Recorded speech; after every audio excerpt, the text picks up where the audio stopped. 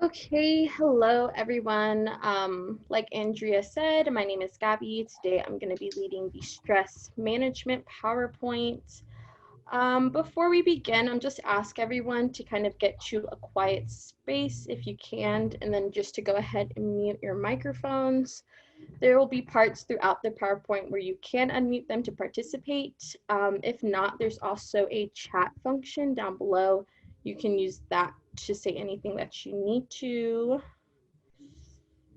Okay, let's see.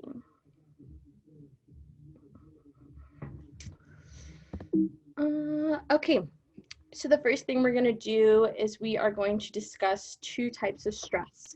The first one we have is eustress. This is going to be kind of a good stress. This arises from good situations, and then we have distress. This is something more linked to not so good situations. Oh, give me 1 second. There we go. Okay. So examples of good stress could be getting a puppy, going on a trip, a new job, moving to a new location, planning an event, birthday party, wedding, graduation, etc. Examples of distress would be getting into an argument with a loved one, getting a poor score on an exam, getting sick or injured, or having a course load that is too heavy. So this is now going to be a time where I ask you guys to go ahead and either unmute your microphones or put down in the chat some examples of good stress you have in your life.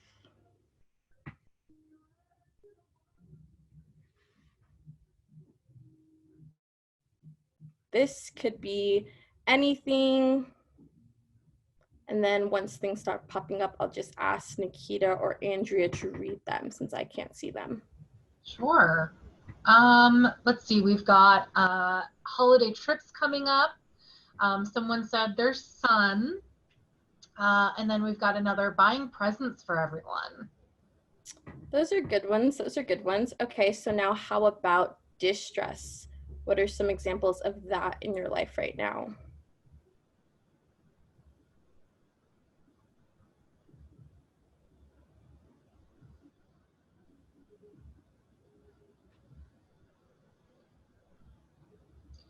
We've got bills, health issues, the inability to do any outside activities.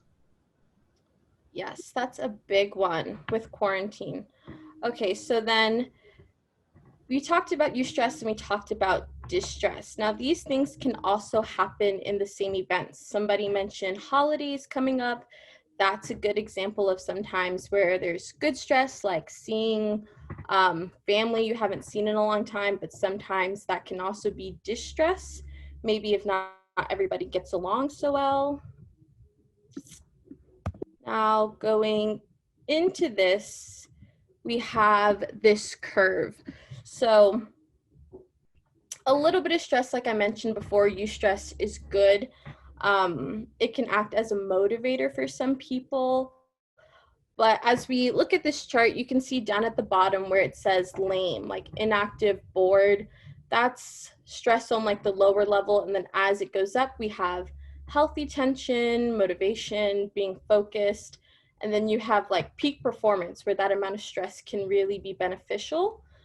But then as you see the curve come down more into an orange color, we have feeling fatigued, exhaustion, anxiety. And then as you go down even lower, then there's being burnt out and having a breakdown. So let's give an example. So let's say you have a test next week that's worth 5% of your final grade. How much would you study for it? Is that going to be the same amount if the exam is now worth 20%? This would be an example of good stress sometimes when you have something important. You feel stressed about this test because it is worth so much, but not to a point where like you are feeling like super sick about it or super anxious about it. Now, while stress can be a great motivator, too much of it can lead to severe mental, physical, and emotional consequences. Okay, so now I'm gonna ask you guys to use the chat function again, just so we can get a discussion going on what is causing you guys stress right now. This can be good stress, this can be bad stress.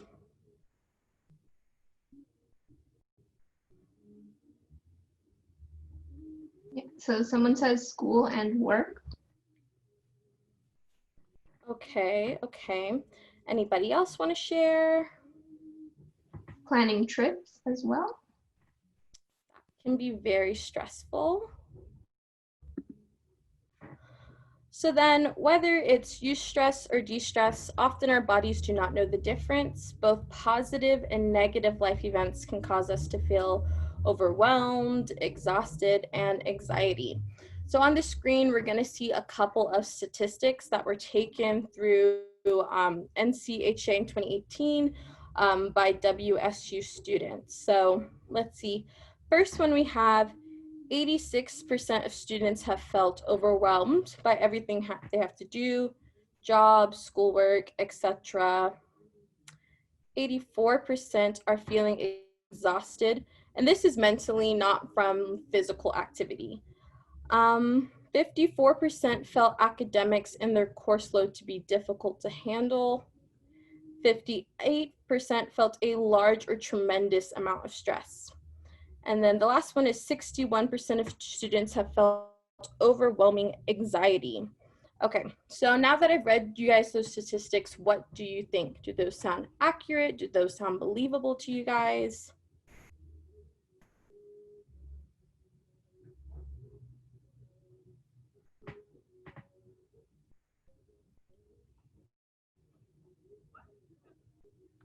We have some yeses in the chat.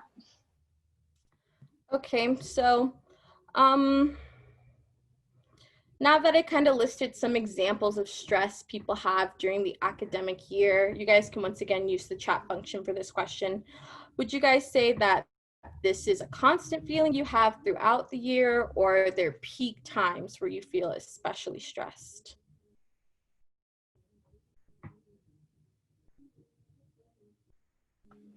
Someone said peaks and valleys based on assignments. Someone else agreed with that. Okay, so then when we're talking about these things, just a slide or two ago, I showed you guys that curve. Where do you think these things would fall on there? We had like the lower level, and then we had the next section that's getting to like your peak performance, so like a really good amount of stress, and then when things start to take a more negative turn. How do you guys think these statistics would play on that curve?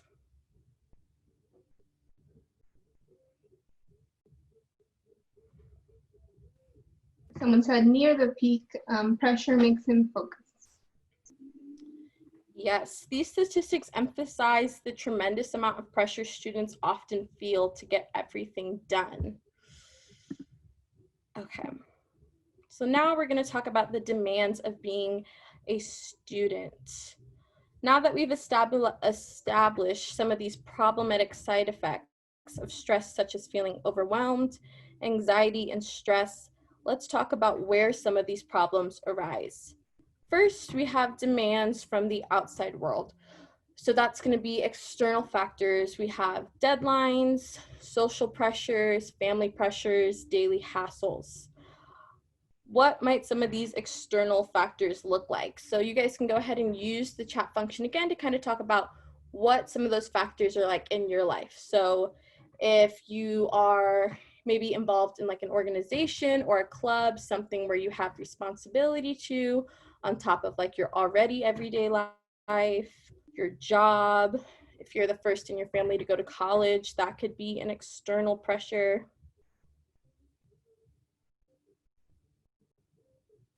Someone mentioned being on the board of directors for a nonprofit. Yeah, that's a good one. Anybody else want to share?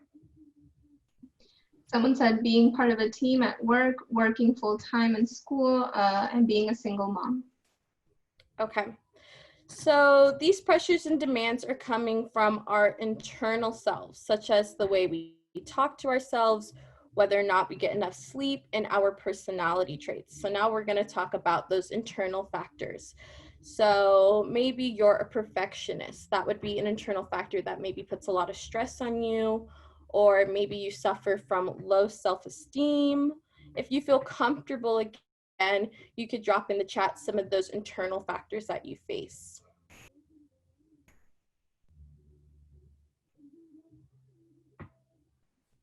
Someone had also mentioned the limitation of communication to only email, disruption of the sleep cycle. Okay, so then oftentimes when we don't positively cope with these demands being put on us, we tend to get overwhelmed with stress. And that is where negative side effects start to arise. Okay, so now we're going to talk about the short-term and long-term health effects from stress. So first,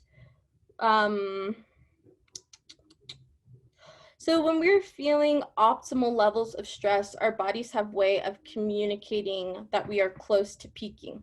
So in short term, some of those signs you might see are faster breathing, a faster heart rate, maybe sweaty palms, tension in your neck and shoulders, nausea, headaches, migraines. So now that I've talked about some of those short-term things that you'll see before you start hitting that peak amount of stress, what do you guys think would be positive about seeing these symptoms? What is a good thing do you think could come out of that?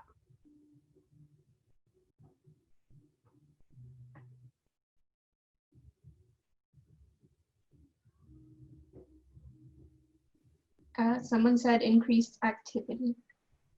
Yeah, that's one. Or that it alerts us that we are getting close to that peak, kind of letting your body know, like you need to slow things down, take a break. It's really important to take care of yourself. But what happens if you let the stress go on for a long time and you don't take care of it? Long-term results, if that happens, can be high blood pressure, sleep problems, depressive disorders, anxiety disorders, lowered immune system, and heart disease.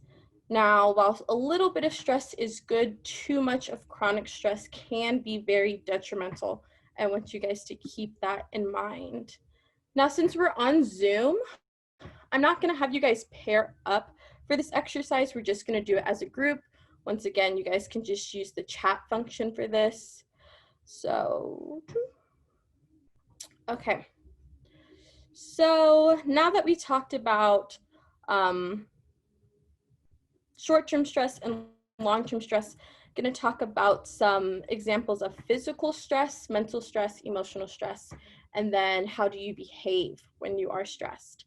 So an example of physical stress would be kind of what I mentioned earlier about like fatigue, when your neck and your shoulders have tension, insomnia, chest pains, cramps, headaches. Mental symptoms would be a decrease in concentration and memory, indecisiveness, mind racing or going blank, confusion, and loss of sense of humor. Examples of emotional stress would be anxiety, nervousness, depression, anger, worry, impatience, short temper. And then some actual behavioral symptoms are like pacing, fidgeting, nervous habits, nail biting, foot tapping. Maybe when you're stressed, you really need to clean. That's an example. Smoking, drinking, crying, or just avoiding the problem altogether. Now that I have kind of given you guys an example of these four, you can go ahead and use the chat and we can talk about maybe which one of these you guys feel like you identify more with when you're feeling stress. I know myself, it would probably be mentally. That's when I start to see symptoms that I'm getting pretty stressed.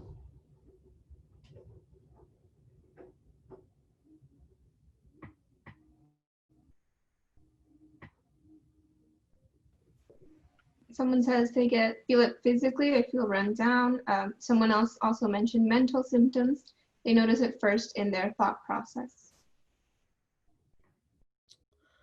Okay, So then I just want to emphasize once again that we should not ignore short-term physical, mental, emotional, or behavioral symptoms because they're our body's way of trying to tell us that we are surpassing that peak level of stress. And once you surpass that peak level, then we start to get into negative side effects, and that is not what we want to do. So now I have some more statistics for you guys that we're just going to go over. Okay.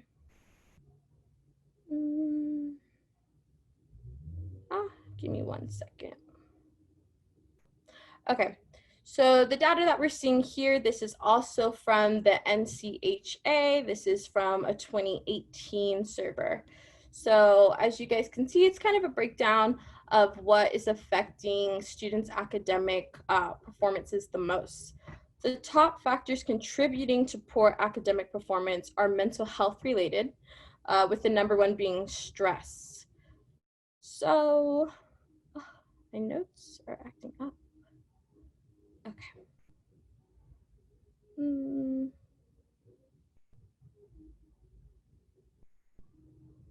Okay. So the top we have stress, anxiety, sleep difficulties, depression. Maybe this is starting to manifest physically. You have a cold, flu, sore throat, work, internet use, concern for a troubled friend or family member, relationship difficulties, and then participation in extracurricular activities. Now, let's say that you're a student and you're experiencing multiple, like you have stress, you have anxiety, you're not able to sleep. These can all be connected to your academic performance. I don't know what is happening. Okay.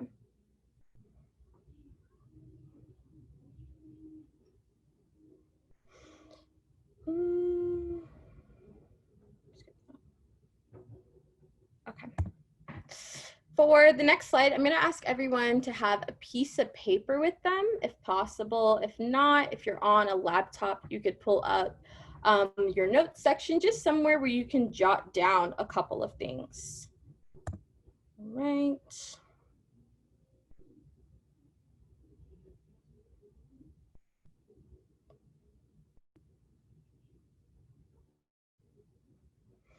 Okay, so on the screen, we're going to see 3 examples. So first example we have are going to be more short-term behaviors that have to do with stress. So we have maybe you're skipping class or you're studying less.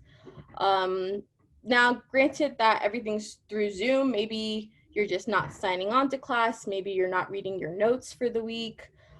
Maybe you have loss of motivation. You're not able to sleep a lot and the sleep that you're getting is not very good, or that you're having cognitive problems. So then these things can manifest into a declining GPA, having to drop classes, or losing opportunities like internship, work, special studies, etc.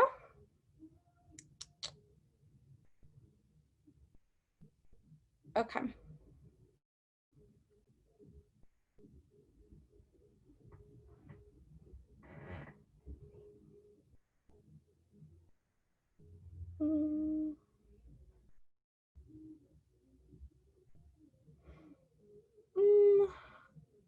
Sorry, just give me 1 second.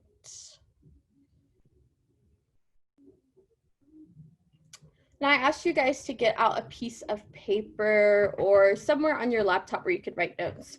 I talked about a couple of short-term behaviors that might manifest from stress. I just want everyone to write down a couple of those. You can share them in the chat if you would like, or if they're more private, you don't have to. Just a couple of things you notice that you may do when you start feeling stressed. And then when everybody has done that, just go ahead and let me know in the chat that you're good to go.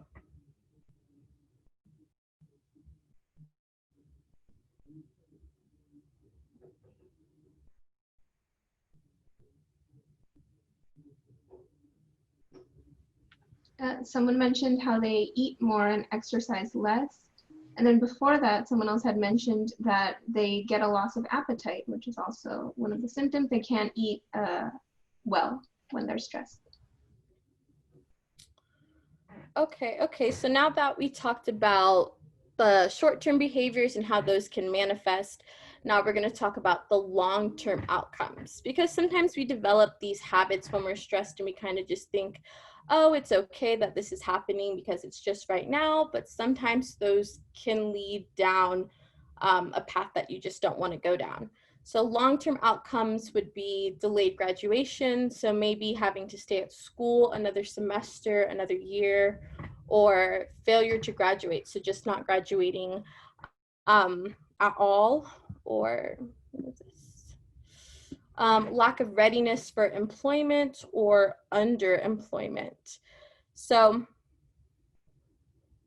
like I mentioned earlier, with good stress, bad stress, just to emphasize that not for some people, not all stress can lead to negative coping strategies. Sometimes when people are stressed, they tend to put up blinders and turn towards behaviors such as alcohol and drug use. Now, that combined with stress and poor mental health could lead to negative impacts on your academic performance.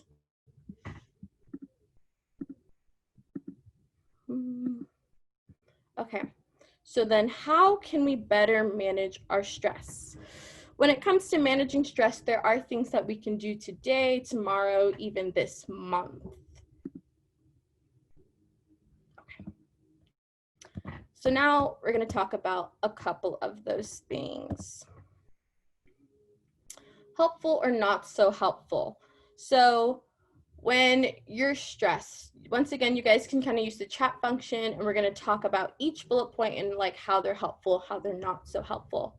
So napping is a good way sometimes to combat stress. If you haven't been sleeping a lot or you are starting to feel burnt out, that's a good way to go ahead and give yourself like a little rest break. But there are times when, like I discussed earlier, where napping could be avoiding the problem. So maybe you have something that's due today and you haven't started working on it and you decide to take a nap.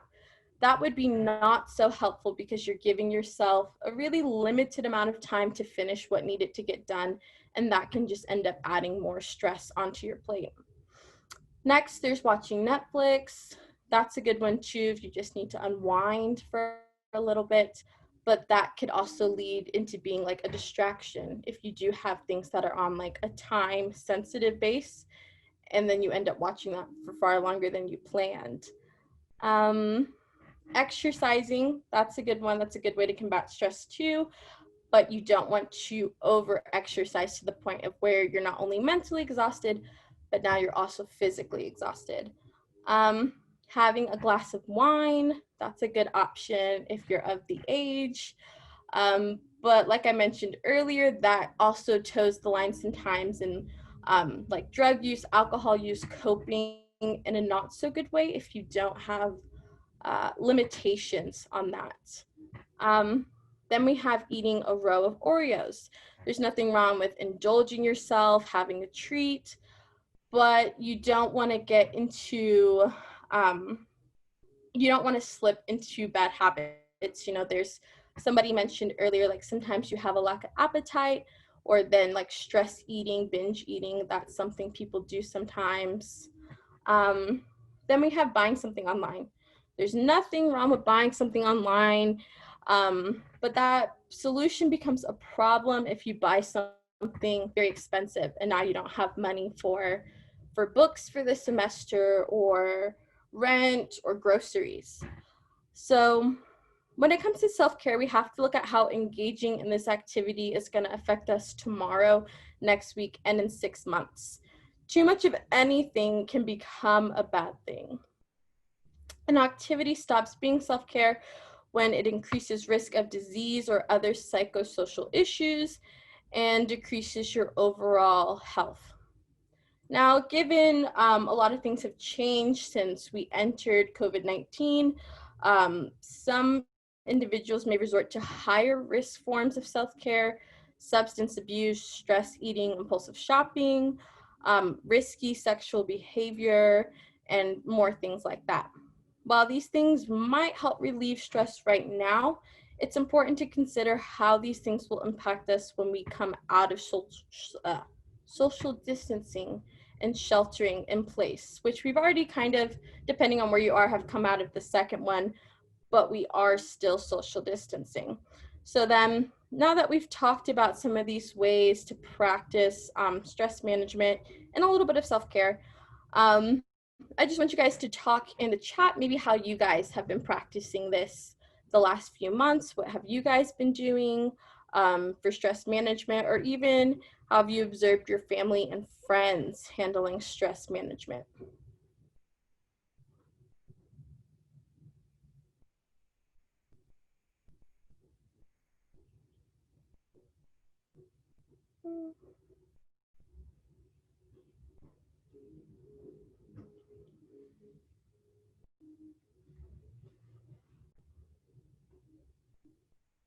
This doesn't just have to be the things I named. Maybe you started playing a new video game or something that we haven't talked about. Feel free to share it down below. Yeah, someone mentioned making an effort to get outside as often as possible when stressed, going for walks, etc. That's a really good one. It's good to get outside. Anybody else want to share anything? Okay, so then next we're going to move into just a couple activities that I want us to practice where we are. So this one is going to be a breathing exercise. You can close your eyes if you'd like. If not, you can keep your eyes open and kind of watch this animation. So what I want you guys to do is, if your eyes are open, while you're watching it expand, go ahead and take a deep breath in. We're going to start on the next one because I messed up. Okay, now take a deep breath in and exhale. And then take another deep breath in and exhale once again. And then take one more deep breath in and exhale. Okay. Now, how did you guys feel doing that? Did that make any difference? Did it not? Do you feel less stressed? Did that feel good to do?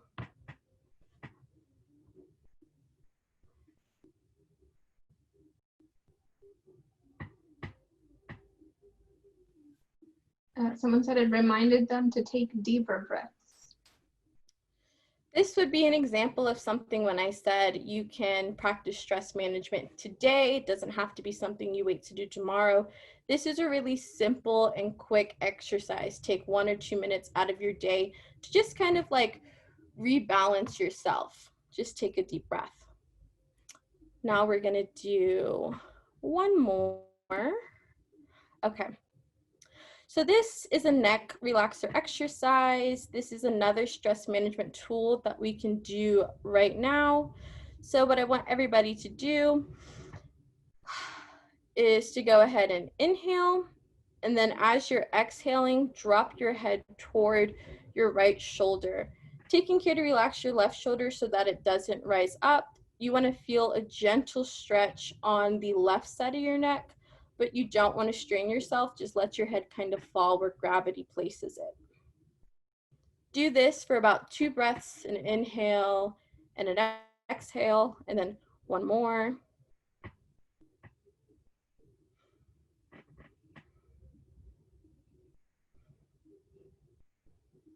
Okay, and then I want everybody to bring their necks back to center. And then inhale once again, and as you exhale, drop your neck to your left shoulder. Once again, just letting gravity do it naturally. Don't feel like you have to rise your right shoulder or cause any kind of strain. And then go ahead and take 2 breaths on that. And then once you're done, just go ahead and bring your head back up to center. And then go ahead and inhale once again. And as you exhale, bring your chin towards your chest. You want to take 2 breaths once again while you're doing this. And you're going to feel the back of your neck stretch just slightly, but nothing that should feel uncomfortable.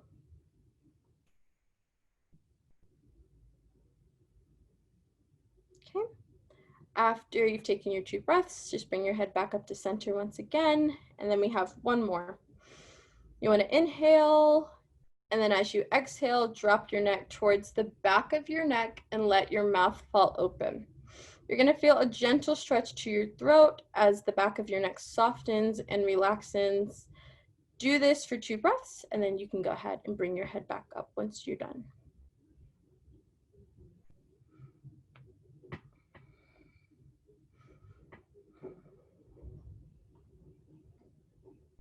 Okay. And now that everybody's done, how did that feel? Once again, I'm going to encourage everybody to just say it in the chat, or feel free to unmute your mic if you'd like to talk.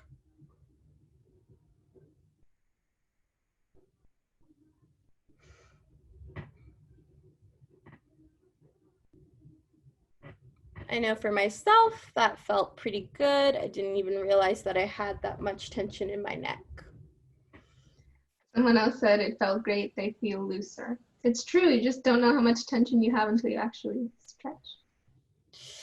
When we get stressed, we have a tendency to tense up our shoulders and our neck and our back, and that makes them become stiff and even painful in some circumstances.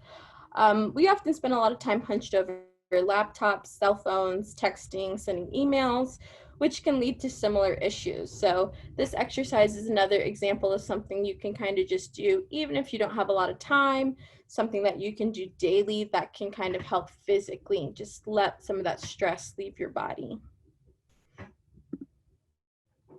Okay, now we are going to talk about self-care. Self-care includes any intentional actions you take to care for your physical, mental, and emotional health.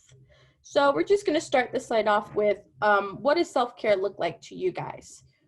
Once again, I'm going to encourage you guys to use the chat, or feel free to unmute your microphones. I know self-care for me might be going for a run, or taking like a really nice bath, or painting my toes, something like that.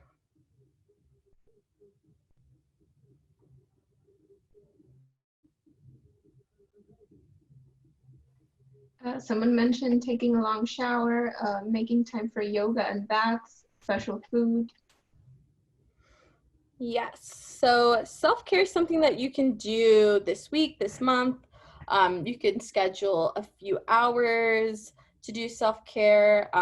Self-care is something that should happen routinely. I'm going to emphasize that. You shouldn't wait to do self-care until you feel yourself kind of back to that curve I showed earlier, towards like the sick and like worser part of stress. You shouldn't wait till then to take care of yourself. You should try to like implement something even daily, even something as small as like taking like 5 minutes to stretch out your body, because self-care should be preventative as much as it is reactive. So for the sake of social distancing, some of the things we might enjoy might need to be altered. So was there anything that maybe you guys used to do before that was a good act of self-care that you don't think you can do now? Like I know for myself, going to concerts, that was like a really nice night out to have with my friends, go listen to my favorite artists. It was really like just a really good vibe is what I would say. But because quarantine, that's not something that I can do now.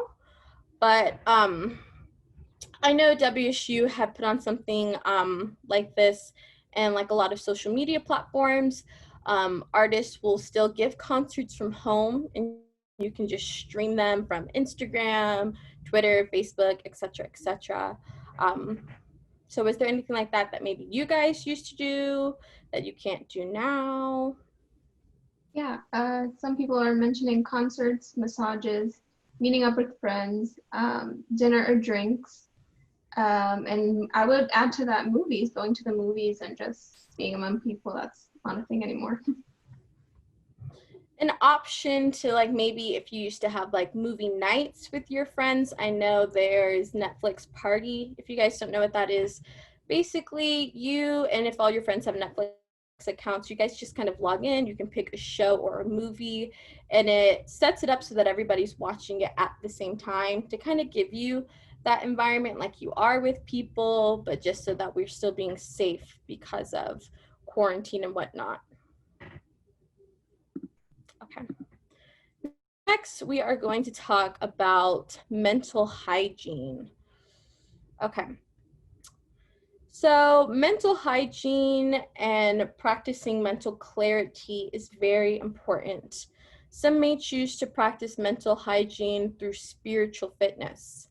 Other ways to practice mental hygiene are to change the way that we think about the things that might normally cause distress.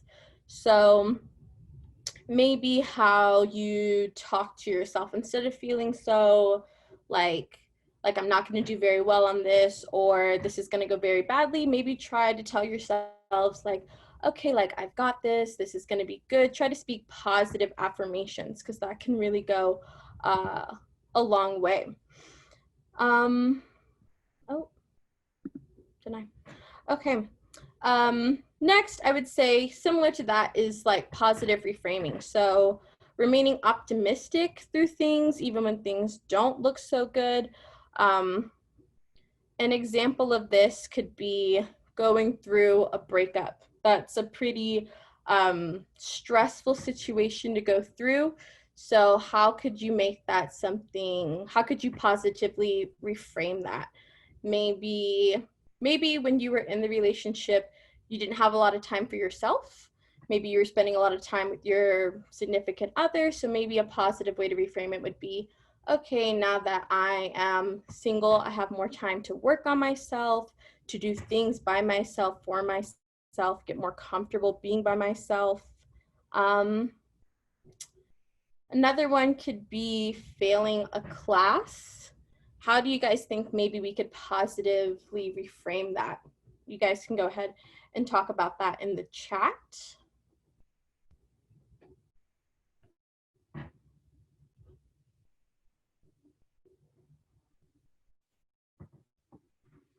Any ideas? I would say maybe if I didn't do so well on a class, how could I positively reframe that? Maybe I had a lot on my plate already, so I have an opportunity to take the class when I'm not as stressed. Or one that I actually know from a lot of people since being in college is sometimes if you don't do so well in a class that was important to your major, that actually is for the better because maybe that major wasn't for you. Gives you an opportunity to think about what else you may want to do. It's important to maintain mindfulness throughout this process because being more conscious and aware of our surroundings. We have, okay. So another way to practice mental hygiene are to do a technology fast or cleanse. Sometimes social media can be a source of stress, lowered self-esteem by comparing yourself to who you see, negative news stories, fights on social media, or experiencing cyberbullying. Sometimes we need to take a break from all of it to clear our heads, maybe try to stay off of Facebook for a week or delete the Instagram app for a few days, just so you won't be tempted to look at it. Or even unfollowing or unfriending someone on your social media who's negative or problematic can be something beneficial. It doesn't have to be forever, but just allow yourself time to rid yourself of the negativity that arises from social media and technology.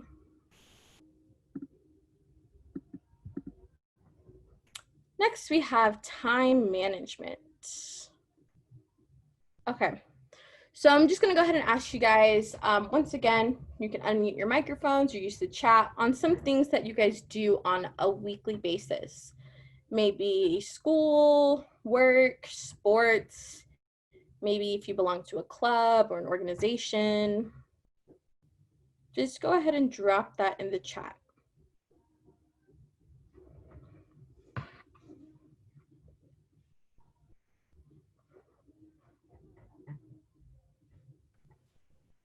Someone mentioned school, work, exercise, spending time with a significant other, self-care.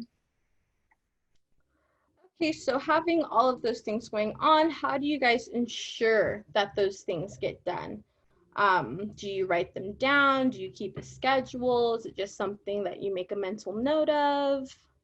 I know for myself, a planner is incredibly beneficial. If I did not have a planner, nothing would get done. Nothing would get done because I wouldn't remember to do anything. Yeah, someone mentioned calendar, someone else agrees, and then taking notes as well. Sometimes stress can arise from poor time management skills. Maybe we wait until the last minute to write a paper, and then we try to crank one out in a few hours. By utilizing better time management skills, we can become more organized and reduce some of that unnecessary stress. So waiting until the last minute to do something, putting something off, oftentimes when you have such little time to get that done, that can provide like a lot of anxiety, a lot of stress. But if you have time to plan things out and you have like kind of like a schedule for it, that can really reduce some of that stress. Time management skills should not just cover school and like your social life obligation. They also need to factor in things like sleep, eating, cooking, commuting, free or leisure time.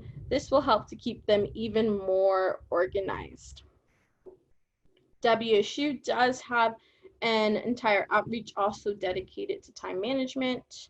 If you have questions about that, just let me know. Distance learning also requires self-motivation and a different set of time management skills.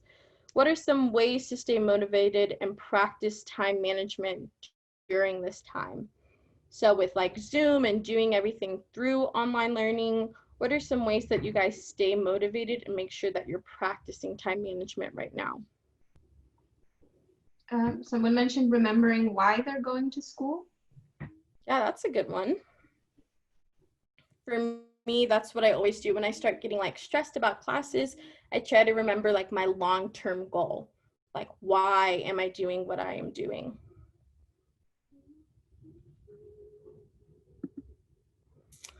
Okay, so next we have Tech Stress, which is a program put on by WSU. Stress can play a role in all of our lives, and there's no way to get rid of it, but we can learn to better manage it. One thing you can do right now is to sign up for personalized weekly stress management text messages from Cougar Health Services.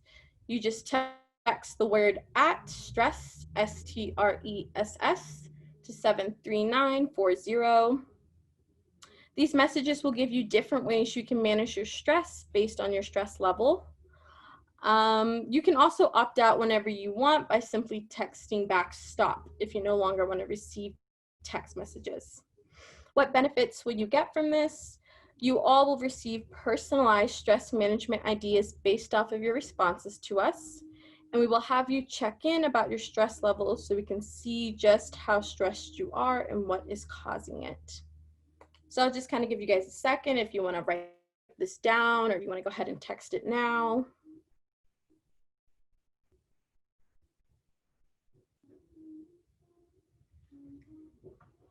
All right.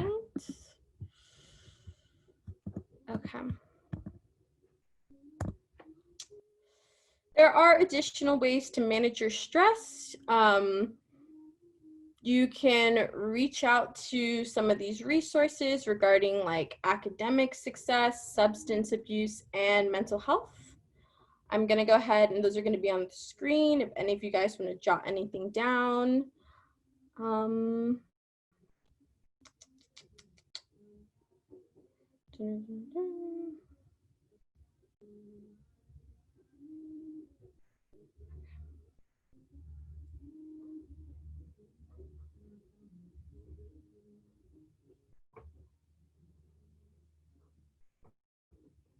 And if none of these work for you, you could also try to find healthcare services near you. I know with quarantine going on,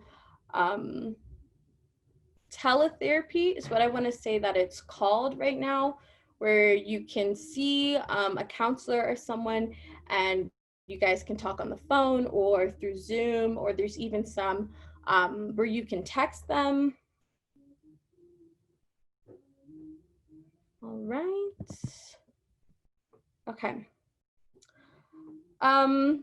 You don't have to make a change. These are all just suggestions for if you are feeling stressed, a way to manage those things. Do any of you guys see room for improvement now that we've talked about some things that you can do? I know myself, I definitely could better manage my stress with a couple of these tips that I've talked about today. There are some ideas also on the screen. If any of those you feel like relate to you, you can also put those in the chat. Yeah, someone mentioned that mindfulness is always a good practice, and someone earlier had also mentioned watching funny shows, which links into maintaining a sense of humor. Also, meditation is a big one. All right.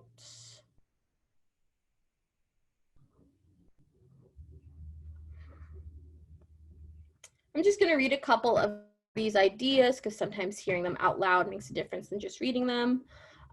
So maybe calling a loved one once a week, making time to relax, exercising, doing a social media detox or a technology cleanse like we spoke of. Aiming for 7 to 8 hours of sleep. I'm going to emphasize that one just because I know so many people who do not sleep that much, and that really can change a lot when you're stressed, just getting like 7 or 8 hours of like good uninterrupted sleep. Signing up for the tech stress program, like I mentioned earlier, practicing self-acceptance, and then, like I just mentioned, seeking counseling for mental health concerns, stress, sleep, anxiety, depression, substance abuse, etc. Okay. All right. So now that we've learned all these things, now what? Okay. So what are some personal goals that you guys have right now? Increasing your GPA, getting into grad school, specific internship. Do you guys have anything like that going on right now? I know for myself, being on the dean's list, that's one of my goals.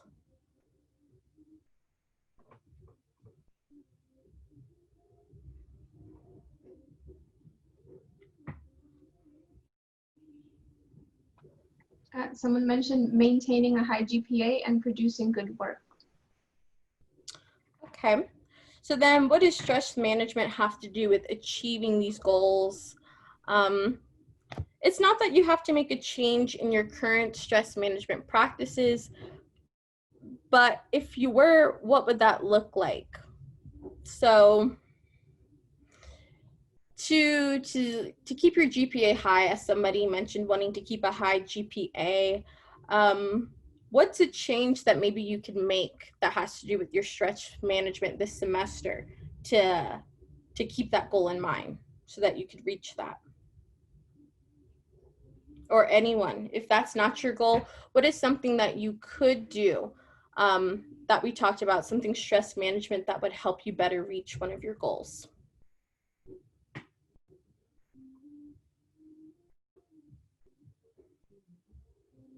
I know for myself, getting on the dean's list, it would probably be carving out specific times to study for my classes that are a bit more challenging so that I don't feel overwhelmed when it comes to like testing and my exams. So the person that mentioned the GPA says enforcing a routine that includes stretching, exercise, and meditation. Those are very good. Okay. So what would be the challenges of I'm losing my train of thought. The challenges of adding those new things. For myself, it would be that I'm already pretty busy. So making sure that like I'm dedicated to doing those things. Yeah, someone mentioned finding time. Okay. Yeah, and less time for current priorities. All right. Next slide, we have community stress management. So no one is immune from stress. This includes our friends, family, loved ones. What are some things we can do if a friend or loved one is experiencing stress?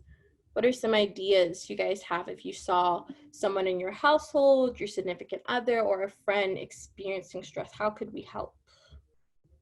Someone mentioned buying them a cupcake. That's a good one. Or introduce them to stress relieving techniques and let them know you're there if they need to talk. All right. Right now is a particularly a stressful time for multiple people. Many people in our community are feeling sad, anxious, angry, and overwhelmed. Be mindful during your interactions with others, whether they may be in person, online, through text, or over the phone. Stress management does not have to be just taking care of yourself. It is also taking care of other people. Cougs take care of Cougs. It's a big thing here at WSU. All right.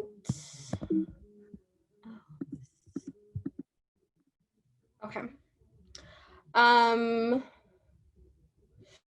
So this program, tonight's workshop was put on by Health Promotion, and we offer a variety of health educational-based workshops that are available at your request. Time management, mindfulness, benefits of sleep, etc.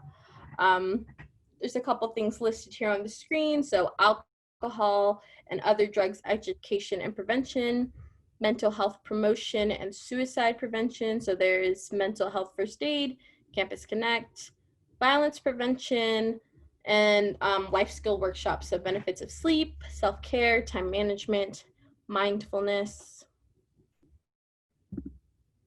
All right. And then this one is about being connected to resources. This slide doesn't really pertain to us. I did forget to take this out, so we can just go right past that. All right. Oh, we have surveys.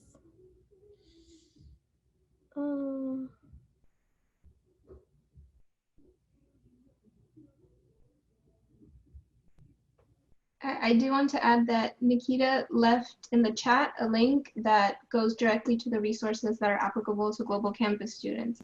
So if you want to check those out, just scroll up a little bit and they are there. Also on November 9th, we will have another webinar with Health Promotion. They're going to host Sleep More, Sleep Better. So I'm just going to leave the link really quick here so you can join us for that one as well. And then that is the end of the workshop. I'm going to be here for a couple minutes afterwards if anybody has any questions or you wanted to talk about anything. But if not, thank you everyone for joining us, for listening to me talk. Take these tips with you. Please, please, I hope you implement them. Don't want to see anybody burnt out or getting like sick and fatigued like we talked about. And yeah, thank you.